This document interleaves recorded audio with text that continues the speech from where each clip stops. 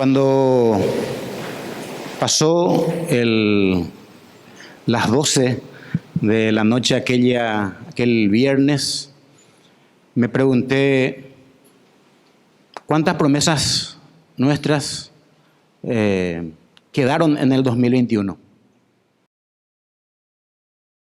Y nos damos cuenta de que lo que a veces las verdades o cosas que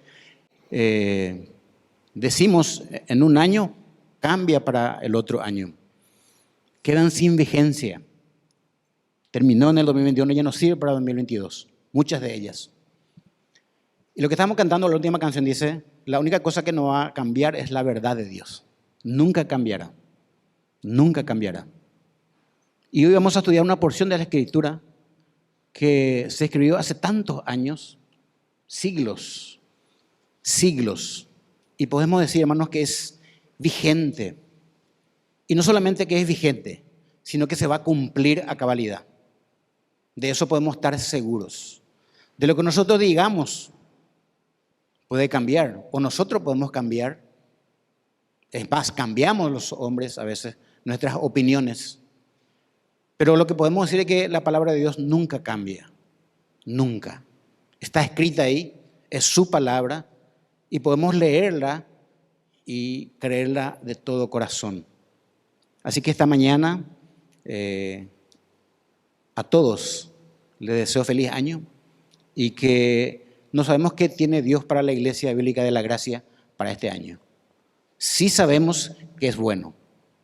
Sí sabemos que es bueno. Pase lo que pase, es bueno para nosotros. Así que voy a orar y empezamos a leer su palabra esta mañana. Gracias, Señor. Hemos visto tu misericordia en nuestras vidas todo el año 2021.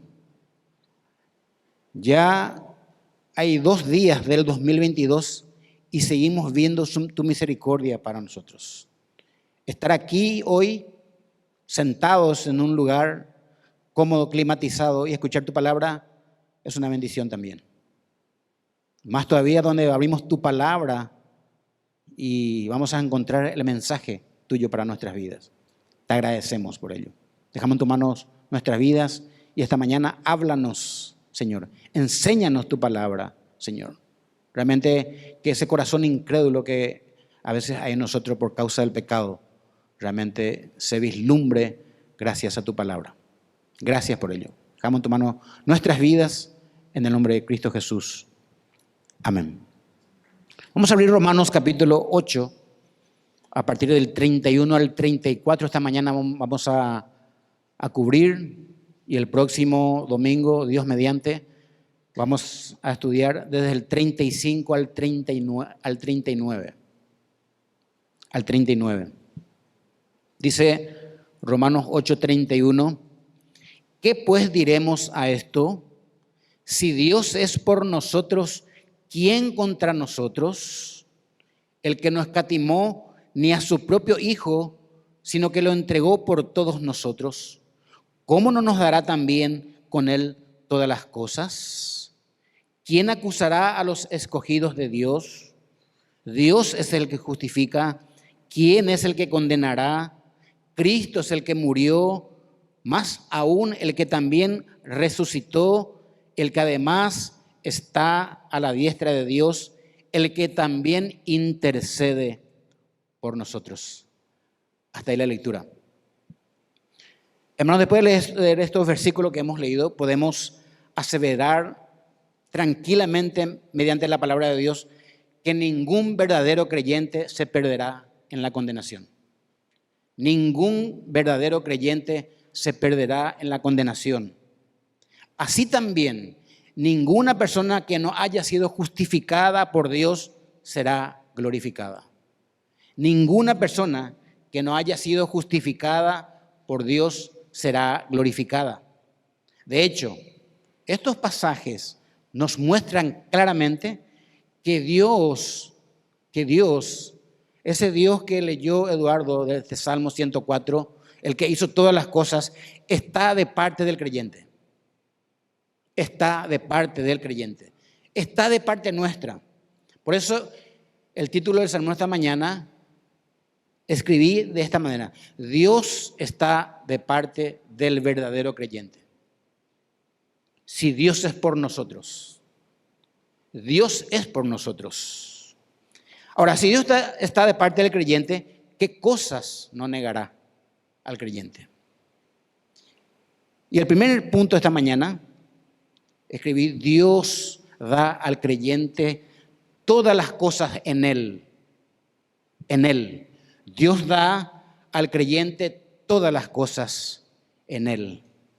Hemos venido estudiando en estos meses, ya del año pasado, que el capítulo 8 de Romanos como el capítulo del Espíritu Santo. Y que el Espíritu Santo es el Paracletos prometido por el Señor, que vendría a ayudarnos a obrar en nuestras vidas santidad. Uno de ellos, santidad. Luego dice su palabra que hemos sido adoptados por Él como hijos, y si somos herederos de Dios, también fuimos o somos coherederos con Cristo.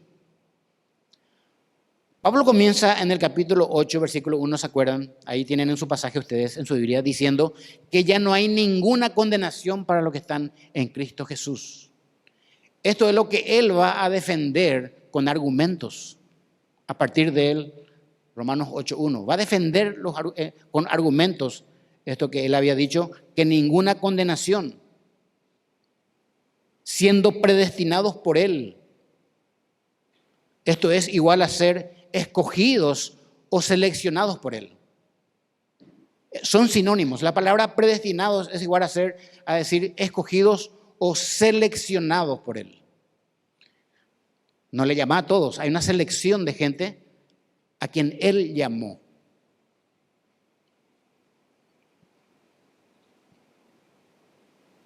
¿Qué hizo y por qué hizo? Dice su palabra, para que fuésemos conformados a la imagen de su Hijo. A la imagen de su Hijo, Jesucristo. ¿Quiénes? Nosotros, ex pecadores. Si eso dice la Biblia. Si esta mañana cada uno de nosotros pensáramos y nos preguntáramos por qué Dios nos eligió a nosotros.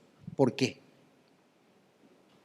Nos debería llevar a tal admiración y ver cuántas cosas hizo Dios para atraernos hacia Él.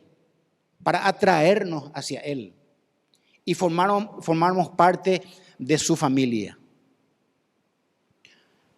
Yo creo que a veces no pensamos este tema. ¿Cuántas cosas hizo Dios para atraernos hacia Él y formásemos parte de su familia? Él tuvo propósito para nosotros. Esto es lo importante. Él tuvo propósito, un propósito para nosotros. Por eso Pablo se pregunta afirmando lo siguiente, ahí en el capítulo 31, ¿qué pues diremos a esto? O Pablo diría, ¿qué pues diremos a tan grande amor? Bueno, ¿a cuál amor, Pablo? ¿A cuál amor? A lo que él mismo acaba de confirmar en nuestra salvación. Él dijo en el versículo 30 que Dios nos eligió, que Él nos llamó, que Él nos justificó y que también nos glorificó. Dios hizo todo esto a favor nuestro por el puro afecto de su voluntad. Lo que a Dios le movió es el puro afecto. Él hizo porque quiso, de su voluntad. Y luego Pablo pasa a explicar y a defender esto, como dije, con argumentos válidos. El 31 dice, ¿qué pues diremos a esto? Si Dios es por nosotros, ¿quién contra nosotros? Y dice, ¿por qué? El que no escatimó ni a su propio Hijo, sino que lo entregó por todos nosotros, ¿cómo no nos dará también con Él todas las cosas? Si solamente nos detuviéramos en pensar que Dios es por nosotros, esta mañana ya sería suficiente. Pero Pablo quiere explicar por qué. ¿Por qué? La Nueva Versión Internacional dice así este pasaje, 31 y 32. ¿Qué diremos frente a esto? Si Dios está de nuestra parte, ¿quién puede estar en contra nuestra? El que no escatimó ni a su propio Hijo, sino que lo entregó por todos nosotros. ¿Cómo no nos habrá de darnos generosamente junto a Él todas las cosas? ¿Sabe, hermano, que nosotros a veces no sabemos ni qué nos conviene? Romanos mismo dice. Por eso el Espíritu Santo intercede por nosotros, para hacer llegar a Dios nuestras oraciones. Por eso, si solamente entendiéramos la expresión de Pablo, Dios es por nosotros o Dios está de nuestra parte, en toda su dimensión, que yo sé que no entendemos todo, deberíamos caer de rodillas ante Él. Porque en el capítulo 5, voy a leer versículo 10, dice lo siguiente: porque si siendo enemigos de Dios, fuimos reconciliados con Dios por la muerte de su Hijo, mucho más estando reconciliados seremos salvos por su vida. Por esto, de enemigos de Él, ahora está Dios de nuestra parte.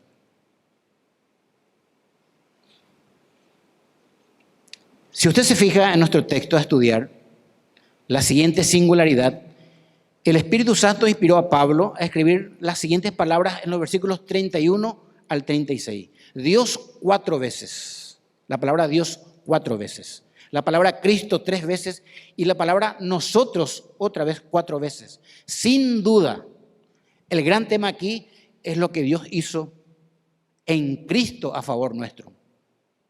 Es decir, Dios está de nuestra parte. Esta mañana no quiero que lleven otra cosa de aquí, hermanos, en su mente, sino que lleven que Dios está de nuestro lado, está de nuestra parte, por todas las cosas que hizo y va a seguir haciendo en nuestra vida. Pablo está afirmando que el Dios de toda creación está de nuestra parte y podemos comprobarlo claramente, ya que para redimirnos de nuestros pecados envió a su Hijo a encarnarse en los humanos y morir para que esa muerte y su resurrección pueda salvarnos y llevarnos a Dios.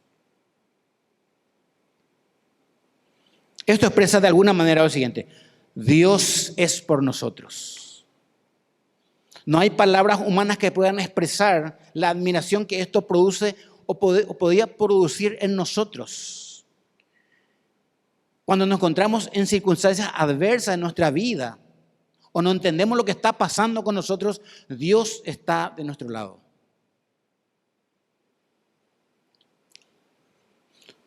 El domingo pasado Richard predicó acerca de esta cadena irrompible de la salvación, que el 90% de ese combo, los verbos están escritos en un tiempo aoristo. ¿Qué significa el tiempo aoristo? Vamos a leer versículo 30 para entender un poco. O vamos a irnos del 29 y vean los verbos: conoció, predestinó, llamó, justificó, glorificó. Leo, 29 dice: porque a los que antes conoció, también los predestinó para que fuesen hechos conforme a la imagen de su Hijo, para que Él sea el primogénito entre muchos hermanos. Y a los que predestinó, a estos también llamó, y a los que llamó, a estos también justificó, y a los que justificó, a estos también glorificó. Los verbos están en un tiempo aoristo que tiene un aspecto puntual, por lo que expresa en indicativo una acción que se realizó en un momento concreto del tiempo pasado. Dios te llamó, Dios te justificó. Eso pasó en un momento de tu vida y nunca más va a pasar. Ya lo hizo, ya está. Indica una acción, este tiempo aoristo, que se toma una sola vez, de una vez por todas. No te va salvando, te salvó, te justificó y te glorificó, aunque este glorificó va a ocurrir en el tiempo futuro. Es un pasado profético, va a ocurrir. Dios hizo todo esto, ¿cuándo? lo planeó en la eternidad pasada y la glorificación lo cumplirá en el creyente en la eternidad futura. ¿Qué es la glorificación? Siempre estamos leyendo. No es más que tener un cuerpo y un alma como el de Cristo, semejante a Él. Y esto va a ocurrir. Por eso la pregunta que yo a veces hago, ¿qué parte tuviste en la salvación? Dios hizo todo. El recibir a Cristo es una experiencia que ocurrió en un momento en tu vida, pero cuando vos te vas a la Biblia, Dios ya hizo todo hace mucho tiempo. Antes que esto esté, antes que la tierra, la fundación del mundo esté, Dios hizo todo. La glorificación ya lo hizo. Va a ocurrir con nosotros en el futuro. Leamos juntos de nuevo 8, 29 y 30. Porque a lo que antes conoció, solo a estos predestinó. Solo a estos, para que fuesen hechos conforme a la imagen de su Hijo, para que Él sea el primogénito entre muchos hermanos. Y a los que predestinó, solo a esos llamó. No llamó a todos. Y a los que llamó, solo a esos justificó. Y a los que justificó, solo a estos también glorificó. No es un privilegio, hermanos. No es un privilegio. Luego concluye Pablo y afirma, por todas estas cosas, Dios está de nuestra parte. Ahora, hermanos, el texto no dice que no pudiera haber enemigos en contra de nuestra salvación. No está diciendo eso. Lo que nos dice es que nos sintamos confiados porque Dios está de nuestra parte. Puede que haya personas que atenten contra nuestra salvación. Si nos fijamos en nuestro texto, del 31 al 34, los pronombres quién se refiere a personas. Y si nos fijamos del 35 al 39, lo que podía ocasionar o estar en contra de nuestra salvación son circunstancias. Si ustedes ven en su versículo 35, tribulación, angustia, hambre, desnudez, peligro, espada. Son circunstancias que pudieran atentar contra nuestra seguridad de nuestra salvación. Acá el tema es que nadie puede hacernos perder la salvación. Si ustedes se acuerdan, hablando de personas, porque dice Pablo, ¿quién? Hubo personas como los judaizantes que fueron a perturbar la salvación a la iglesia de Gálatas. ¿Se acuerdan?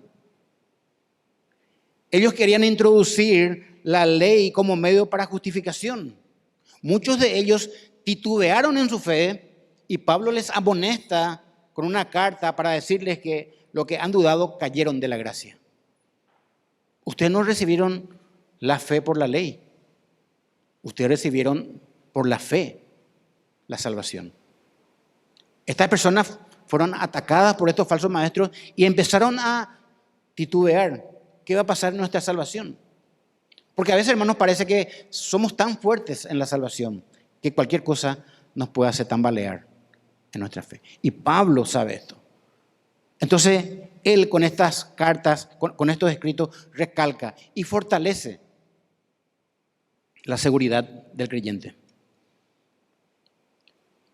Es natural que nos sintamos ansiosos frente a las pruebas. Cuando estamos de prueba, hermanos, vienen las dudas. Somos frágiles como humanos. Pablo sabe eso. Las tribulaciones y cualquier oposición que podamos tener nos hace dudar. Hermanos, cuando estamos en pruebas, es fácil creer que Dios se olvidó de nosotros. El salmista decía, ¿hasta cuándo, Dios? ¿Hasta cuándo? Me está pasando pruebas sobre pruebas sobre pruebas. ¿Hasta cuándo, Dios?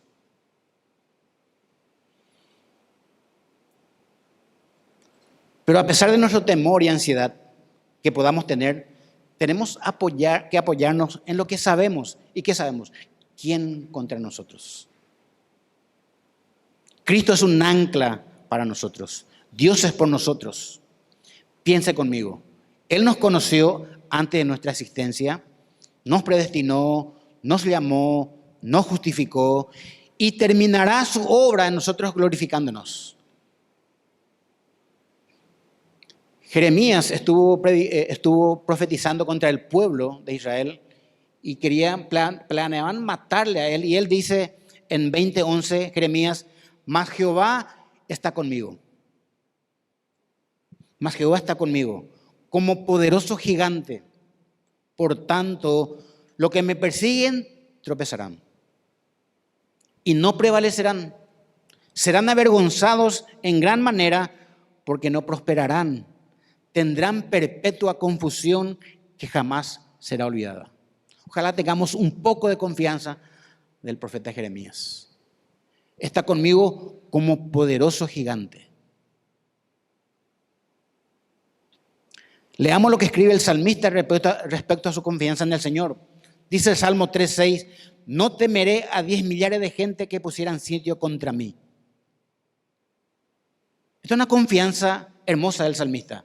No temeré a 10 millares de gente que pusieran sitio contra mí. Esta es la confianza. ¿Qué pues diremos si Dios por nosotros? ¿Quién contra nosotros? Podríamos hacernos la pregunta, ¿por qué Pablo dice que Dios está de nuestra parte? Más abajo dice por qué. Dice la Biblia, Dios no escatimó ni a su propio Hijo, sino que lo entregó por el creyente, por nosotros. Esta palabra escatimar es algo interesante. Evitar un daño significa escatimar. Da la idea de no perdonar algo. Es decir, Dios no perdonó a su Hijo en el sentido de que Él lo dio. No guardó para sí a su Hijo, sino que lo entregó. No evitó el daño de su Hijo por nosotros. ¿Se dan cuenta? No nos negó a su Hijo. Lo entregó por nosotros. Esta es una gran paradoja del cristianismo. Porque, hermanos, nosotros haríamos lo imposible o cualquier cosa para salvar la vida a nuestros hijos. Cualquier cosa haríamos para salvar a nuestro hijo. Dios hizo todo para darnos a nosotros y nosotros tuviéramos vida eterna. ¿Se dan cuenta? Por eso Él dice, ¿cómo nos dará también todas las cosas? ¿Qué cosas? Podríamos preguntarnos, ¿un buen pasar? 2 vehículos en el garaje, tarjeta de crédito, cosas materiales. Aunque no está mal tener estas cosas, acá por el contexto no dice que son esas cosas las que Dios quiere darnos. Se refiere, por el contexto, a todas las cosas que nos ayudarán a conformarnos a su Hijo, a la imagen de su Hijo. Lo que tenga que ver con nuestro crecimiento espiritual. Y a veces no creemos que cuando estamos siendo, por ejemplo, ofendidos, nos falta perdonar. Nos falta aprender a perdonar. Y no nos damos cuenta que esa ofensa que viene a nosotros viene de la providencia de Dios. Sufrimos ofensas grandes en nuestra vida. Dios permitió probablemente para que podamos aprender a perdonar. Y eso también significa conformarnos a la imagen de su Hijo. Dios está conformarnos a la imagen de su Hijo todos los días de nuestra vida. Y este año que empieza, Dios va a seguir permitiendo cosas en nuestra vida para conformarnos a la imagen de su Hijo. No sé qué cosas va a ser para ustedes y para mí. Dios va a permitir cosas. Tiene que ver con nuestro crecimiento espiritual. Por eso si Dios nos dio el bien mayor, la vida de su Hijo, ¿cómo no habrá darnos los bienes menores? Si nos dio el regalo de la vida eterna, el Señor Jesucristo, ¿cómo no nos dará también por providencia las demás cosas? Nos dará pruebas para que tengamos paciencia. Si somos impacientes, Dios va a formarnos en pruebas. Nos va a disciplinar cuando nos hayamos alejado de Él, porque estas cosas obran para nuestro bien. Este pasaje nos obliga a recordar lo que Cristo nos concede y nos incita a contemplar sus riquezas, porque siendo Él la prueba del amor infinito de Dios hacia nosotros, Él no viene a nosotros desnudo o vacío. Cristo viene con los tesoros celestiales en nuestra vida, para que aquellos que lo posean tengan en Él todo lo necesario para una completa felicidad. Necesitamos estar bien espiritualmente y no como el rey Salomón en Eclesiastés, cuando tenía todo, él dijo en un momento dado, vanidad de vanidades, todo es vanidad. Porque lo que tenía, lo tenía sin Dios. Lo que tengamos materialmente, si no está Dios con nosotros, no nos sirve. Así que Él comenzó en nosotros la obra de salvación y hará todo lo que sea para completar en nosotros esa obra para el día de Jesucristo, dice Filipenses 1:6. Pero también vemos que Dios justificó al creyente. Aunque sigamos batallando con la presencia del pecado en nuestra vida, debemos recordar que tenemos paz para con Dios como resultado de la justificación por medio de la fe. Justificados, pues, tenemos paz para con Dios, dice Pablo, por medio de nuestro Señor Jesucristo. Pero también, ¿qué cosas hizo Cristo, el que ejecutó la obra de salvación del creyente? Cristo murió por nosotros, Cristo resucitó por nosotros, Cristo intercede ahora por nosotros. Nadie nos podrá separar de su amor. Nadie nos podrá separar de su amor. Ni ninguna otra cosa creada, dice el apóstol Pablo. Hermanos, pero la otra pregunta que podríamos hacernos es el siguiente. ¿Qué pasaría de nosotros si este Dios de la Biblia estuviera en contra de nosotros? ¿Se preguntó alguna vez? Realmente no hay otra cosa más temible que tener a este Dios en contra nuestra. Bueno, esta es la realidad del inconverso. Piensen, y probablemente muchos no lo sepan, que a este Dios le tiene en contra, a menos que se arrepienta. A menos que se arrepienta. El autor de Hebreos dice, horrenda cosa es caer en manos del Dios vivo. Horrenda cosa. Romanos 1:18 dice, porque la ira de Dios se revela desde el cielo contra toda impiedad e injusticia de los hombres que detienen con injusticia la verdad. Éramos enemigos de Dios. Este Dios estaba en contra nuestra. Y por favor, dígale a la persona que no conoce a Cristo, Dios está en contra tuya. Sos enemigo de Él espiritualmente. Necesitas reconciliarte con Él. Urgente. Cuanto más rápido, mejor. En resumen, hermanos, la intención de Pablo con esto escrito, del versículo 31 al 32, es que el corazón del creyente nuestro permanezca firme por el testimonio interior del Espíritu Santo y no depender de cosas externas. Si Dios es por nosotros, ¿quién contra nosotros? Esto nos lleva a nuestro segundo punto. Dios da seguridad de salvación al verdadero creyente. Dios da seguridad de salvación al verdadero creyente. Versículo 33 al 34. Dice, ¿quién acusará a los escogidos de Dios? Dios es el que justifica. ¿Quién es el que condenará? Cristo es el que murió. Más aún, el que también resucitó, el que además está a la diestra de Dios, el que también intercede por nosotros. Hermanos, el apóstol Pablo tiene un corazón de pastor. Y él sabe que la seguridad del creyente a menudo es atacada por todos los flancos. A veces viene en nuestra mente ataques y decimos, ¿soy salvo? ¿soy salvo?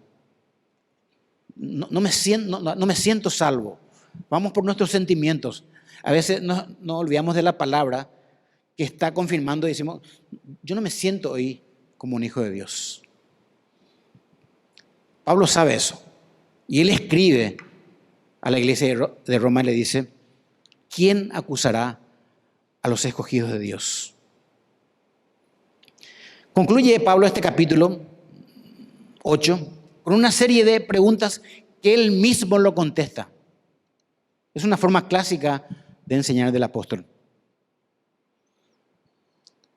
Del versículo 31 al 35 tenemos 4 quiénes. ¿Quién contra nosotros? ¿Quién acusará? ¿Quién es el que condenará? ¿Quién nos separará del amor de Cristo? Como dijimos, pudiera haber personas que quieran separarnos de la salvación que nos dio. Ataques del enemigo. Pero la forma de enseñar de Pablo aquí es graficando un escenario de una corte universal. Porque estas palabras de condenación, de acusación, está hablando de lo que un reo sufre en una corte. Algunos comentaristas opinan que este acusador a quien Pablo responde la pregunta de quién, es el mismo Satanás. Satanás era una persona, es un ser, quien en Apocalipsis Juan lo señala como el acusador de los hermanos. Pero fíjese por qué Pablo hace estas preguntas. También alguien se preguntó así en el Antiguo Testamento. Isaías alguna vez se preguntó en Isaías 58:9 lo siguiente: cercano de mí está el que me salva. ¿Quién contenderá conmigo? Juntémonos. ¿Quién es el adversario de mi causa? Acérquese a mí. He aquí que Jehová el Señor me ayudará. ¿Quién hay que me condene? Dice Isaías. He aquí todos ellos se envejecerán como ropa de vestir, serán comidos por la polilla. Esto ya decía Isaías en el Antiguo Testamento. Quiero leer el Salmo 27, hermanos, y dice así, el Salmo 27.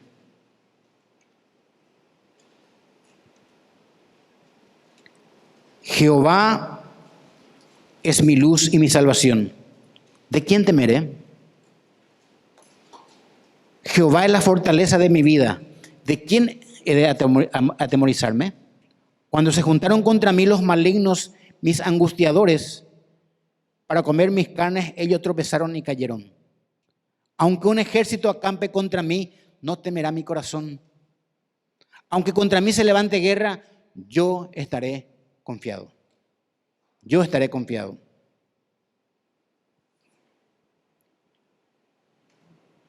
Por eso cuando dice Pablo, ¿quién acusará a los escogidos de Dios?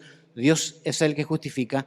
¿Quién se atreverá a presentar recurso judicial contra los elegidos de que Dios mismo es el que pronuncia sentencia de absolución a favor de ellos? Dios nos dio absolución de nuestros pecados judicialmente hablando. ¿Quién puede?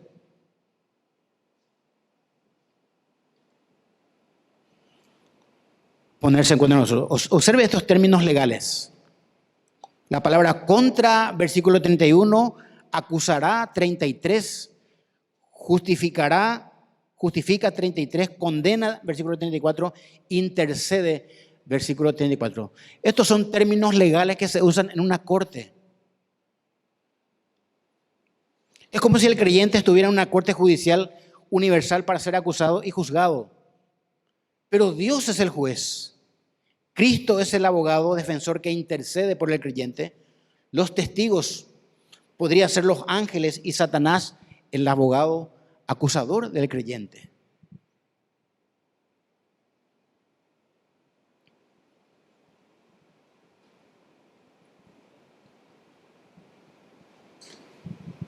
Hermanos, pudiera haber en la vida del creyente y aceptar que hay mucho pecado aún que vencer en su vida, mientras vive en este cuerpo, y eso le hace dudar y sentirse acusado por ellas. A veces el mismo pecado que uno no puede vencer aún, nos acusa en nuestra mente. Pero nadie puede, por más que presente cargos contra el creyente en la corte universal, sacarle la salvación que Dios mismo nos dio a través de su Hijo. El creyente es un elegido de Dios. Nadie, escuchen, absolutamente nadie lo puede acusar. Ni aún Satanás, aunque aún él lo hace. Dice Apocalipsis 12:10.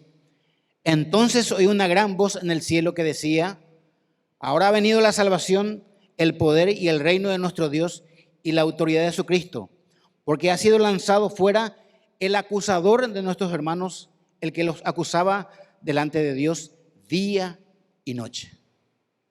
¿Se acuerdan de Job? Satanás lo acusaba delante de la corte de Dios. Y acá dice la Biblia que este ser, Satanás, lo acusaba antes de ser arrojado al creyente delante de Dios día y noche. Pero a ver qué hace Dios a favor nuestro. Dios es el que justifica, dice la Biblia. Dios es el que justifica. Versículo 32. 33. ¿Quién acusará a los escogidos de Dios? Dios es el que justifica. Dice Romanos 3:26, con la mira de manifestar en este tiempo su justicia, a fin de que Él sea el justo y el que justifica al que es de la fe de Jesús. La carta a los romanos es la carta que más énfasis le da a la doctrina de la justificación. Ya en el capítulo 5 empieza. Repasemos de nuevo qué es la justificación, hermanos. En la justificación, Dios imputó en la cruz todos mis pecados a su santo Hijo, quien nunca pecó. Al mismo tiempo, Dios, haciendo un intercambio, me imputó a mí toda la justicia de su santo Hijo, siendo yo un pecador. Esto me hace justo delante de Dios, siendo yo un injusto. Tendríamos que recordarnos todos los días esto. Traigamos a nuestra mente lo que Dios hizo en nosotros en la justificación. Dicho de otra manera, Cristo recibió en su cuerpo lo que tú y yo deberíamos haber recibido por nuestros pecados. Y en cambio, nosotros hemos recibido todo lo que Cristo merecía por ser sin pecado, toda la justicia de Dios. Esto es gracia. Esto es gracia. Todos los cargos han sido descargados por Cristo en el Calvario, en nuestro lugar y a nuestro favor. Necesitamos entender que aquí lo que el apóstol Pablo quiere enseñar es más que demostrar que el sacrificio hecho por mí de Cristo en la cruz, que nos hizo justos, es que estamos absueltos de toda pena y culpa. Estamos absueltos por la justificación. ¿Quién puede tener éxito en acusar a una persona que fue declarada justa por Dios? Es la pregunta. ¿Quién?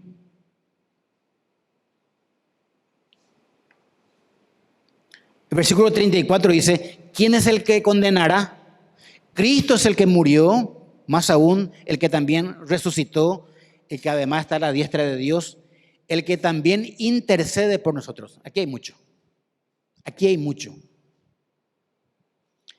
Esta semana he visto en las noticias que se abrió un nuevo caso de un homicidio y robo ocurrido el año antepasado. El joven que estaba involucrado directamente con este crimen está detenido. Y ya está probado su culpabilidad con las correspondientes pruebas. Se fijó fecha para tener el juicio oral y público frente al juez para que se le lea la condena. Los fiscales pidieron 40 años. Él tiene 30. Va a salir de la cárcel a los 70 años. Está aprobado. Porque ahora le dan 30 años y 10 años de seguridad. Le espera 40 años a esta persona. Y le miré al joven, 30 años. Y por un momento, hermanos, pensé que esa era nuestra situación delante de Dios antes de conocer a Cristo. Estábamos condenados. Yo no sé qué va a pasar con esta persona. 30 años, le espera 40 adentro.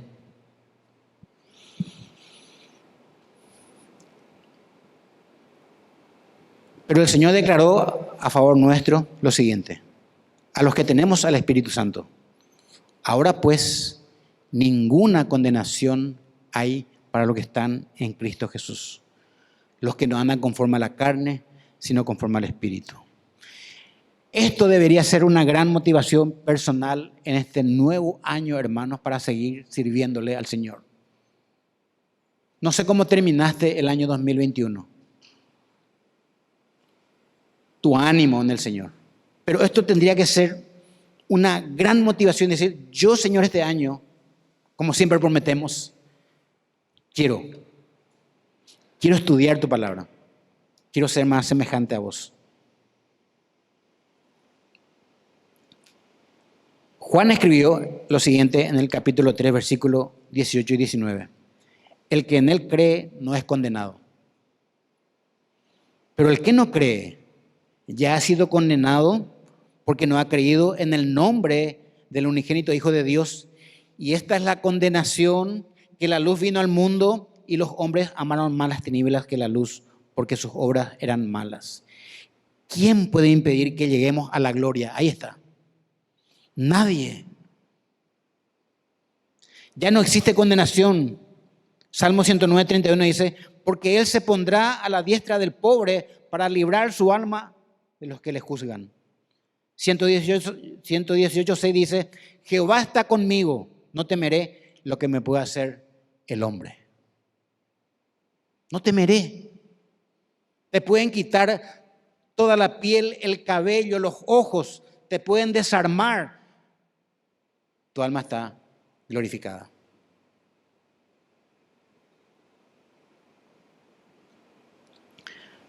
Pablo pasa a explicar en qué consisten las razones del por qué el creyente ya no será condenado. En primer lugar, Cristo es el que murió. Porque Cristo, aun cuando éramos débiles, incapaces, a su tiempo murió por los impíos, dice Romanos 5, 6 al 10, al 8. Ciertamente apenas morirá alguno por un justo. Alguno de nosotros puede ser que muera por un justo. Con todo pudiera ser que alguno se atreviera a osar a morir por el bueno, humanamente. Mas Dios muestra su amor para con nosotros en que siendo aún pecadores, Cristo murió por nosotros. Segundo lugar, más aún el que resucitó, el que además está sentado a la diestra. Esto es impresionante porque dice la Biblia en Colosenses 3:1, si pues habéis resucitado con Cristo, buscad las cosas de arriba, donde está Cristo sentado a la diestra de Dios en este momento.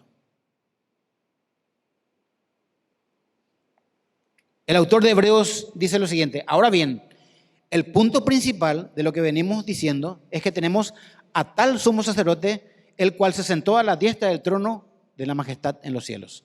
Está Cristo ahí. ¿Qué está haciendo? Está intercediendo por nosotros. Hace 2000 años y más, intercede por nosotros. Porque alguien le dice, fulano pecó. Cristo, es mi hijo, tranquilo. Porque la palabra interceder tiene que ver con un abogado que nos representa ante la corte. Tiene que ver con intervenir, apelar. Fíjese que el que apela es el que apela una decisión de un juez. Dice el juez, tira la condena y el abogado, el que intercede, apela al juez y le dice que baje los años de cárcel o de condena. Es el que está rogando por el acusado, el abogado. El que está pidiendo que se le baje la culpabilidad o los años de condenación. Por eso el autor de Hebreos escribe en el capítulo 7, 24 y 25, mas por Cristo, por cuanto permanece para siempre, tiene un sacerdocio inmutable, por lo cual también puede también salvar perpetuamente a los que por Él se acercan a Dios, viviendo siempre para interceder por ellos. Viviendo siempre para interceder por ellos.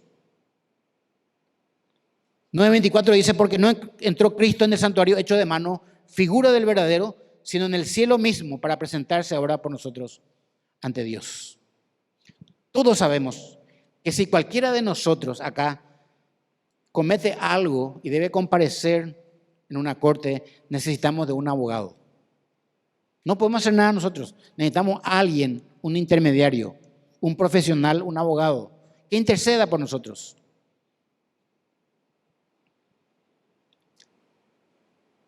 Por eso dice 1 Juan 2:1, hijitos míos, estas cosas os escribo para que no pequéis. Y si alguno hubiere pecado, abogado tenemos para con el Padre, a Jesucristo, gracias a Dios, el justo. Hace más de 2000 años que tenemos al Señor Jesucristo abogando por nosotros a la diestra de Dios, intercediendo delante del Padre por nosotros segundo a segundo. Segundo a segundo. Voy a leer qué tipo de abogado tenemos delante del trono del Padre, intercediendo por nosotros. Él dijo en una oración sacerdotal, Juan 17:24, Padre, aquello que me has dado, quiero que donde yo estoy, también ellos estén. ¿Qué queremos más, hermanos? Voy a volver a leer este pasaje. Padre, le dice en una oración sacerdotal Cristo, aquello que me has dado, quiero que donde yo estoy, también ellos estén conmigo. Para que vean mi gloria que me has dado, porque me has amado desde antes de la fundación del mundo. ¿Ustedes creen que Dios, el Padre, no va a hacer lo que su Hijo Jesucristo le pide? Por esta razón, ningún verdadero creyente perderá su salvación. Hermanos, pudimos ver esta mañana que nuestra salvación está blindada y asegurada. Esto es gracias a que Dios es por nosotros. Si Dios quiere, el próximo domingo vamos a ver que no hay separación de Dios. Nadie nos podrá separar de su amor. Nada. Aunque a veces exista ansiedades en nuestra vida que nos transmite una separación de su amor, puede que nosotros seamos los que nos apartemos o nos separemos de su amor. Él nunca. Él está ahí. Su palabra dice, no existe quien pueda contra nosotros. Alabemos a Dios por ello esta mañana. Oramos. Gracias, Padre. Hemos visto, Señor, que el apóstol Pablo escribe, ¿quién condenará a los escogidos? Que la seguridad nuestra de salvación tengamos en tu palabra que no cambia, Señor, que es eterna, que es inspirada por ti mismo en el Espíritu Santo. Te agradecemos por este año que empieza, que la salvación que nos has dado está blindada, Señor. Si Dios quiere, el próximo domingo veremos quién nos separará de tu amor. Gracias por todo, por esta hermosa mañana, en el nombre de Cristo Jesús. Amén.